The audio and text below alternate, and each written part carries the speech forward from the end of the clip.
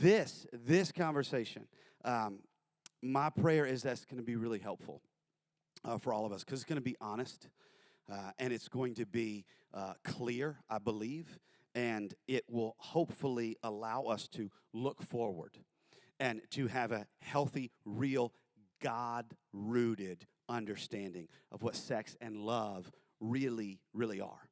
Because if most of us, if we would have to kind of just like interpret our own brain's posture towards sex, most of us would say it's probably been influenced by what we have seen in the world around us. Are you tracking? Like, because we don't want to have this conversation in church because you can't say that word too often in church, right? There's like a threshold. You can't hit that threshold. And then also there's this whole idea of when we do talk about it in church, don't look left or right because I don't want anybody to think that I feel ashamed. Well, in the reality, everyone in this building is imperfect. And everyone in this building has a story.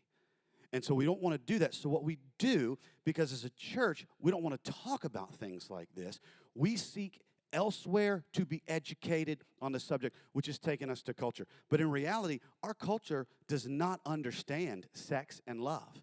In fact, we've kind of mutated our understanding of them. And I'll give you some examples that I did some research because I wanted to know. What do the people we listen to, right? The Instagram influencers, the celebrities, the people that seem to maybe subconsciously shape the way we see things, right? I want to know, what do they say about these things? Because it gets portrayed in their lives, and it's what we receive, right? And so I looked up what some famous folks have said about love or sex or kind of this mishmash that they've kind of come up with in their own definitions. One is Marilyn Monroe. You may not know who it is, but she would be considered kind of like a sex symbol, so to speak, in Hollywood decades and decades ago. She said this. She said, a wise girl kisses but doesn't love, listens but doesn't believe, and leaves before she is left. That's just sad. Like, I look at that, I'm like, are you serious? So then I was like, okay, that bums me out. Let's go to somebody who probably knows what they're talking about, right? So then I looked at Snoop Dogg. Naturally, is where I would go. He's talking about love. He says it's an unexplainable feeling, an expression. It's a touch. It's a feel. And once you feel it, it's like no other thing in the world. I don't think Snoop Dogg actually knows what it is because he's kind of like, once you feel it, you know. It's like, huh? It's like when people tell you, it is what it is. You're like, yep, okay. Like, that's basically, Snoop Dogg just gave us, it is what it is. So great. Got something to hold on to there. We're good. Then I looked up and I was like, okay, she's popular now. What's J-Lo got to say about love? You want to know what J-Lo said about love? Here it is. Love to me is someone telling me, I want to be with you for the rest of my life. And I'm like, okay, we're going somewhere here. I'm like, J-Lo, preach. Comma, and if you needed me to, I'd jump out of a plane for you. Now, I'll be honest with you. J-Lo's on her third or fourth marriage. So if I were you, I wouldn't get in a plane with J-Lo. Because that doesn't seem to work out, right? What I'm saying is we have this kind of distorted view. And in my opinion, the best one of the famous folks that I researched was actually Will Ferrell. And I thought, here's wisdom. You know what he says? He says, before you marry a person, you should first make them use a computer with slow internet to see who they really are. And I thought, yep, words to live by, Will Ferrell. You want to know? Hook somebody up to some old and slow internet, man, and watch how they respond, right? The reason I share that is we, as a culture, have really, really just messed up what sex and love are really all about. And because what we've said is we've said that sex and love are kind of one and the same, right? You understand this. We do this all the time. But here's something we have to understand in this conversation about sex. To understand it from a God perspective, we need to understand what it's not before we understand what it is. Sex is not love, and love is not sex. In fact, if you're a note taker, I'm going to give you a few different scriptures that you can dive into, right? One of them is 1 John 4:8. And there's a few verses around this, but the premise of it, the foundation of it is saying that God is love. That God is love. You would go even earlier on in the New Testament, and you would find one that you've seen on T-shirts your whole life, and you could probably quote in John 3:16. It says, God so loved that he gave his only son. You would go even further in 1 Corinthians 13, and Paul's going to lay out what love is. He's going to say, look, love is patient. Love is kind. Love is long-suffering, right? What we are seeing from the truth of God, not just from the words of Jesus, but from those who knew Jesus and followed Jesus, right, are going to lay out for us that love in its simplest form is all about gratitude, generosity, and service. It is actions reflecting gratitude through generosity and selflessness through service. Meaning, you can have sex with someone without gratitude or service, which means you can have sex with someone without loving them. So sex is not love, and love is not sex. But we in our culture have equated the two. That says, well, I love you, so I want to have sex with you because I want to express my love for you by having sex with you. Do you know why we've done that? Because as a culture, we've taken this idea, this gift that we're going to look at in just a second, and we've said, oh, sex is about making love. You've heard this phrase. We've heard this phrase all the time. Turn on the TV, watch The Bachelor. Like, it's out there, right? We have heard this phrase. And the reason we've heard this phrase, and some of you are like, oh, that's right. I've heard it called making love. I wonder why it's called that. You know why it's called that? Because love sells and sex sells. And so as a culture, we've said we're going to call sex making love so that we can market this to people. I'll give you a perfect example. When I was in middle school, my favorite music group was called Boyz II Men. Y'all don't know. Some of y'all know. Some of y'all know. Now, look, this is going to be bad because I love Boyz II Men, but I'm about to rip on them for about 60 seconds, right? And I love them. But one of their famous, chart-topping hits, man, was called I'll Make Love to You. You're like, oh, my gosh, they did a song like this? Yes. And when you look at it, and it would say, I'll make love, the tag was, I'll make love to you like you want me to. And it was like this whole bop, right, of this driving love song. But I thought about it, and I was like, here's the deal. Sex is not about making love, but we call it that because if we called it what it really was, it would not translate so well into a song. Think about it, right? This song says, it says, I'll make love to you like you want me to. But making love in its real form is about selflessness and service and generosity. So they're not going to make a song. They're not going to go in the studio, and the producer's not going to say, hey, we're going to need to change the words. Okay, well, right now it says, I'll make love to you like you want me to. Okay, here's what we're going to do. I'll vacuum for you like you want me to. I don't know, man. I don't know that that's going to ring and stuff. Okay. I'll support you and challenge you to grow like you want me to. It was like, yeah, I don't know that that's going to work. Okay, I got it. I'll honor your integrity and hold your virtue in high regard. And even give you the Apple remote so you can pick what show we watch on Netflix like you want me to. See, that's too long. Nobody's going to see that. Nobody's going to sing that. That's never going to hit the top of the charts. Ever, right? But we have taken this gift of sex and misunderstood it. And we've equated it with love, that sex is love and love is sex. No, sex is not love and love is not sex. Let me tell you what sex is. Sex is a gift. Sex is a gift given by God, designed by God, to experience in the context of marriage, to enhance unity and closeness, to enjoy God's goodness in the pleasures that He gives in the safety and the freedom and the grace of a vulnerable marital relationship. That is what sex is, and I'll give you where that starts. In Genesis 2, verse 24, it says, "Therefore a man shall leave his father and mother and hold fast to his wife, and they shall become one flesh." So what he's saying here in its original language, when it says "and hold fast," that basically means glued together. That says you are becoming one. That sex, this unity of a man and a woman in marriage is vulnerable. It experiences things that should only be experienced in a certain context because you're in this. You are in this. You are united. You are glued together. You are stuck. You are paired. You are partnered to become one.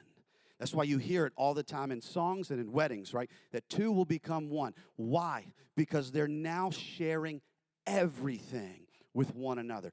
Jesus even builds on this and actually cites this verse, because I get asked all the time, well, what did Jesus really teach about sex? Well, let me tell you what Jesus taught about the unity between a man and a woman in marriage. You ready? He actually cites it in the Gospel of Matthew chapter 19. He answered, they're asking him questions. He says, look, have you not read that He who created them from the beginning made them male and female? I love that. Here's Jesus. He's about to cite the Old Testament of the Bible, and he's even giving it to them like, okay, before I even go any further, you need to understand that God is the one who authored and designed all of this.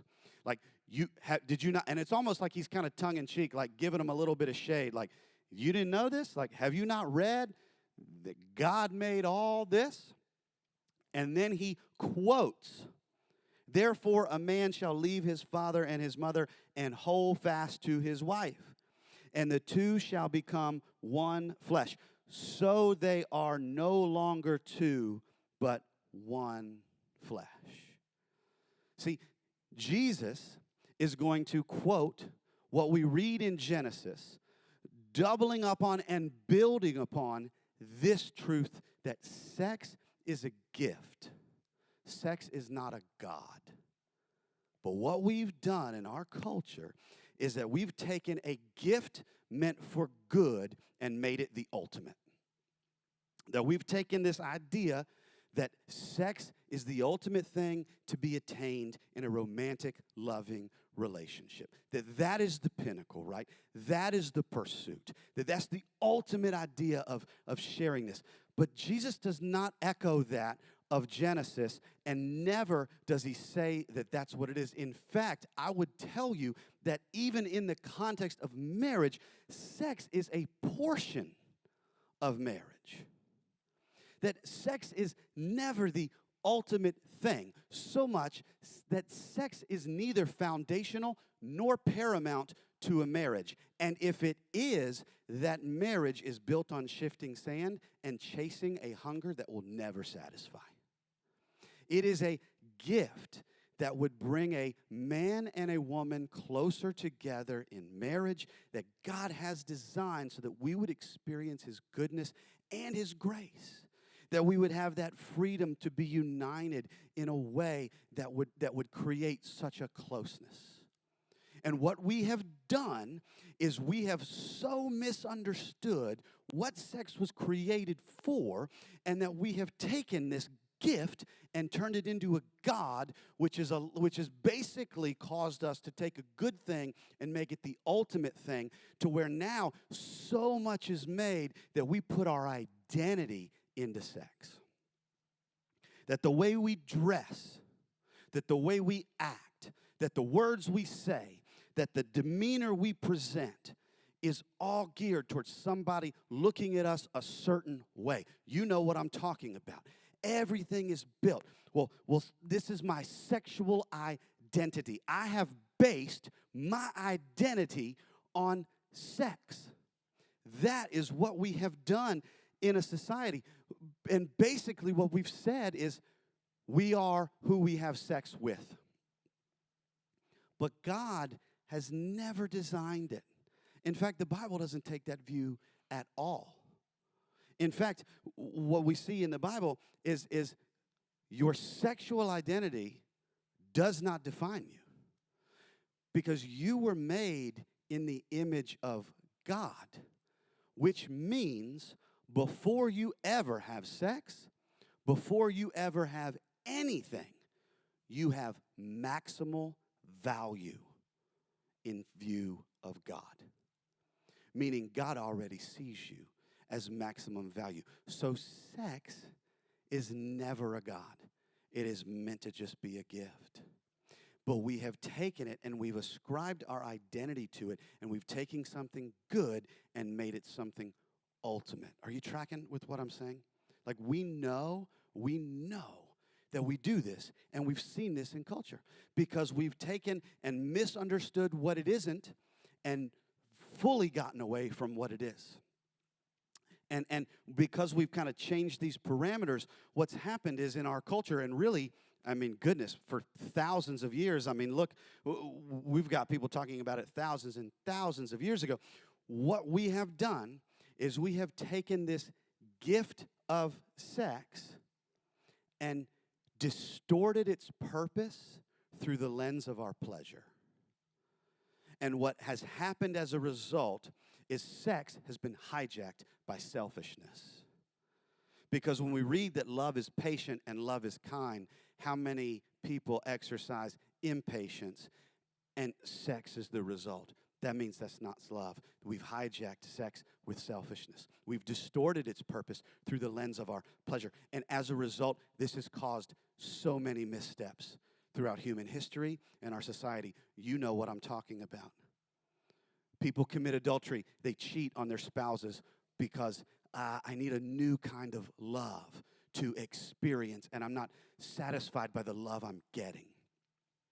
Diseases have run rampant in culture for thousands of years because of the recklessness of our choices, because we've taken a good thing and made it the ultimate thing, and we've taken it out of the context it was designed for and put it in the context of my selfish wants and desires, and we end up having to feed this beast that always hungers and never ever satisfies. Marriages crumble, relationships crumble because of people bringing past regrets into things that cause comparisons, that cause resentment, that cause fear, that cause anxiety, because we have made these choices and we now have to manage these choices because we've distorted the purpose of sex through the lens of our personal pleasure, and we have hijacked this gift with selfishness.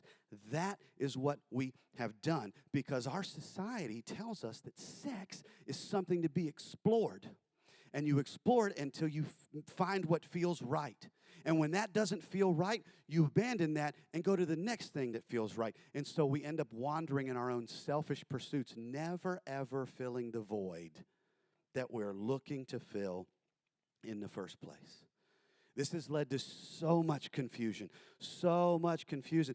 I mean, because we've looked at sex as being something to be explored, we've gotten so far away from its original design that we've completely hijacked its definition and its purpose, its direction, its aim, right? We've completely done this orientation of sex, which would be something that is given to us by God to enjoy in the context of marriage for closeness, we've taken and made it into our sexual orientation, which is our view of sex. And what has happened throughout society is we have gone from sexual orientation to sexual temptation, to the pursuit of sexual gratification, through sexual exploration, which has led us to sexual exploitation, which has led our society to new abuses in new levels and new ways throughout the year that are absolutely terrifying and heartbreaking to see throughout culture. And it can all be traced back at its root to this idea, this gift of sex being made an ultimate thing and being hijacked by selfishness. That's what we've done. And so in order for us to even move forward in a conversation, not a conversation that says, man, well, I've done that. So now what? Right? Like, we have to have an actual God-filtered, God-rooted understanding of sex so that we can know how to interact with it in a God-honoring way. But we'll never interact with it in a God-honoring way if we can't see it the way God sees it, which is why we have to just go there week one. Because what will happen is this. If sex becomes a god, folly becomes your friend, and regret your standby companion. But if we see sex as it is designed by God, we will treat it as a blessing to be enjoyed in the freedom and grace within the context of marriage as God designs it. Because the way we see something becomes the way we treat something. And so over the next several weeks, if we're going to have a conversation that says, okay, next week, how do I interact with sex? It's 21st century American culture. How do I interact with this in a world that says this, but Jesus says this? How do I go about navigating my way through that? We have no idea how to navigate through that if we're not even able to see it for what it actually is, to see it for what it was designed for. Because if we see sex as a god, we will be bound by it and constantly a slave to its own pleasures, and we will drown in our selfishness. But if we see it as a gift, we will be patient for it. If we see it as a gift, we will be grateful for what it can be. If we see it as a gift, we will trust that God's design is the better way. In fact, if we can trust that God designed it, we'll be able to trust that He'll lead us to it in His timing and His way, because it is not the ultimate thing. In fact, the Bible even says marriage is good, sex is good, singleness is good, celibacy is good. These are all gifts given by God in His timing for His glory and for your everlasting good, however His plan is for you. So if we can see it in a healthy way, if we can see it in a God-honoring way, we'll be able to trust His design and follow His way, because God wants more for you than to be confused about what sex is really all about. God wants more for you than for you to think that sex is love and that love is sex. God wants more for you than for you to think that sex is a god instead of a gift to be enjoyed in the context of marriage, where two can be glued together, where two can be united and close and understand more of God's love, because they can experience more of His grace and more of His goodness through a healthy, God-centered, Jesus-rooted relationship with sex in the context of a marriage. He wants more for us. Not only does He want better, He wants His best. But we only experience God's best when we submit to God's way. And so wherever you're at in your life journey, you may be one who's tempted to look in the rear view at what was. You may be one who's nervous because of what is, and you may be one who's confused about what may be. This conversation is for you. The next several conversations are for you. And the goal, the aim, is to look at what does God have to say about sex and love. And if we can operate from a place that says, I'm going to be rooted in God's way, in God's truth, which means I will have to battle. I will, and we'll talk about this next week, I will have to make sacrifices. I will have to make difficult choices. I will have to look left when I should have looked right. Like, I will have to put feet to this whole thing. If I am willing to trust God's way, I need to even know what this is all about. Because for us to understand what it's all about means we'll know how to interact with it. Because what I'm finding in my conversations with people over years, year after year after year, single, relationship, married, divorced, doesn't matter. In the conversations I have with people, most of the time it can be traced back to, well, the choices I made regarding sex were because this is what I was taught regarding sex. because no one in my position ever, quite frankly, had the courage to have an honest conversation to say, okay, look, this is an uncomfortable topic, but it's a topic we all interact with on some level, and we will all interact with on some level in the future. It is a reality for us. So why would we not go there? Which is why we're going there week 1 with what it is. Not to make you feel bad, not to make you look back in regret, not to make you look ahead in fear, but to help you understand, okay, I have an anchor for this whole thing. I now have a compass for where we're going. I know what God's design is for this. Then I know where true north is, right? I know what direction I need to be moving in. Because when we know the why and the where, we can figure out the what. And so the next several weeks, we're going to figure out the what. How we interact with it. Whether we're single, in a relationship, doesn't matter. It's for you. And then after that, we're going to look at how do I become who God wants me to be? Whether it's going to be to embrace a life of singleness, to embrace a life of celibacy, or to pursue a marriage one day. Doesn't matter who you are. We're going to be looking at all of this because it impacts all of us. But we're going to have an honest conversation about it. A conversation that I hope doesn't beat you up. It maybe stirs you up, and it maybe rattles you up a little bit, but it doesn't beat you up.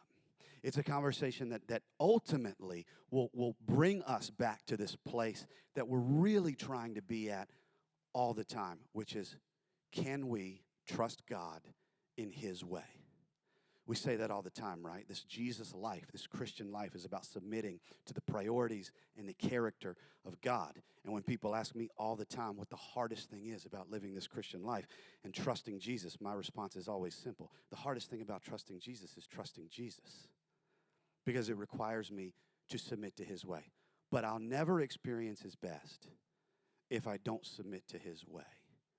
And so for all of us, these next several weeks of difficult conversations, which I encourage you to come back to, because it's going to be incredibly practical and very honest, and it will hopefully connect with every single person in the room in a way that maybe for the first time you've come to church, heard a topic like this, and not leave feeling like you are just one big walking ball of shame. But that instead of that, you would leave feeling, okay, I know what God's purpose is for this, and I know that this, at its root, is about trusting in God's way.